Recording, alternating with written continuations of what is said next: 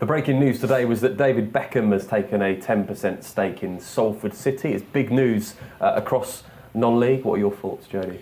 Salford have never made any secret of their ambition to grow as a football club and as a brand.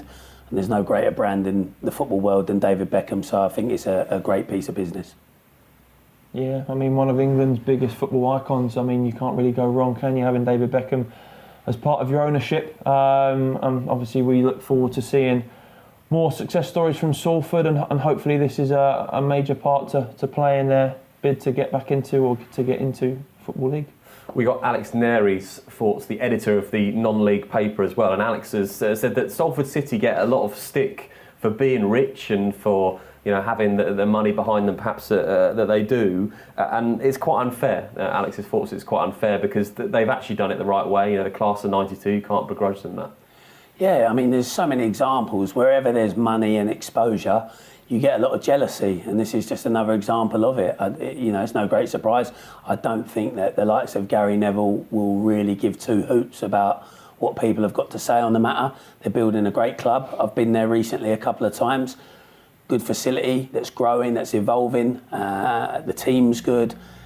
The crowds are growing. They're a club to watch for the future, and with those 5 or 6 people involved, they're really going to go places. And one of the thoughts that Alex had on this when we spoke to him earlier was that there are so many clubs, Frank, across non-league that perhaps not run the right way, and we see legacies that are left for the wrong reasons and clubs in trouble. And this is a club that are clearly being managed by a group of ex-footballers who know the right way to do it.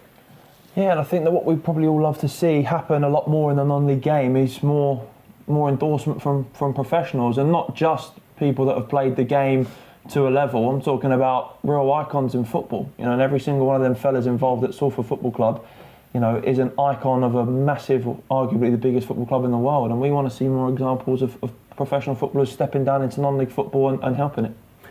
And in the wake of today's news, our friends at the non-league paper have let us dig out one of their archive videos when they spoke to Gary Neville back in October, and he told them exactly why he set up Salford City. Well, I thought we'd start at the beginning, really, as a good place to start. I mean, and how this all sort of came about, the idea and why. I feel like I've told that story a lot, but it came out of me and Ryan travelling back from London and thinking about, obviously we have projects together, we have other business interests together, and thinking about doing an academy, a football academy, but then looking at the way in which football academies have always been set up in the soccer schools basically, and soccer schools have been done. Soccer schools have a place, but then the idea of training someone Monday to Friday and not being able to give them that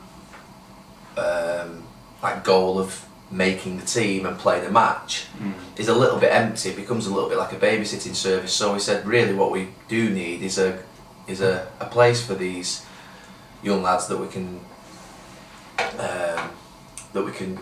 basically coach. So we then started thinking, well, why don't we own a football club? And it started off with the premise, a very simple premise, of owning a football club, building an academy, and put those lads into the first team. And that was it. And it's still got that ethos, but we knew full well that to get to a level, we need to get the club to a level first. And the next conversation was which club.